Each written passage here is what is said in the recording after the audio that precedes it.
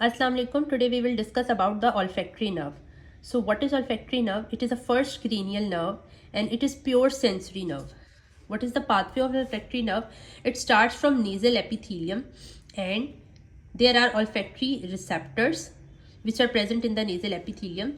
They pass through the cribriform plate of ethmoid bone. This is a very important point you need to remember, that which is the opening of olfactory nerve. So it passes through the cribriform plate of ethmoid bone. Then it forms the olfactory bulb, which Assalamu alaikum. So today we will discuss about the trigeminal nerve. Trigeminal nerve is a fifth cranial nerve and it is a mixed nerve. Why it is called mixed nerve? Because it has both sensory and motor parts. So there are three branches of the trigeminal nerve which we denote with V1, V2 and V3. V1 is the ophthalmic nerve, which is a pure sensory nerve.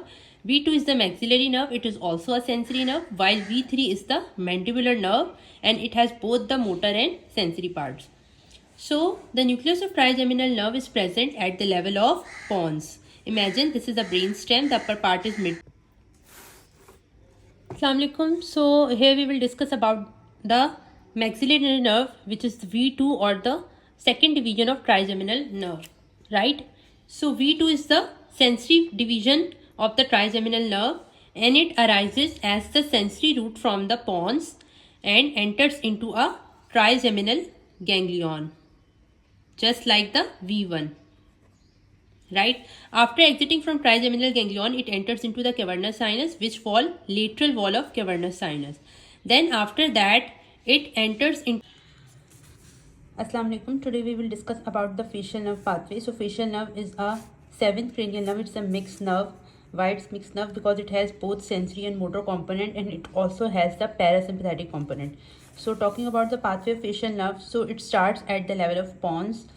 We discussed before that at the level of pons there are 4 facial nerve nuclei, 5, 6, 7 and 8. Right? So imagine this is the brainstem, this is the pons and here is the facial nerve nucleus.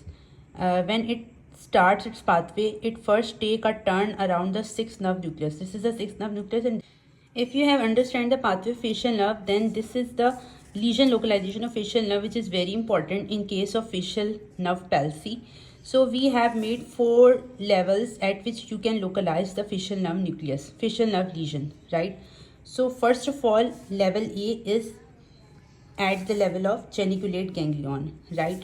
So if I will show you the previous image, so A, so this A indicate the facial nerve palsy at the level of geniculate ganglion, right? So now you need to understand that when the facial nerve is damaged,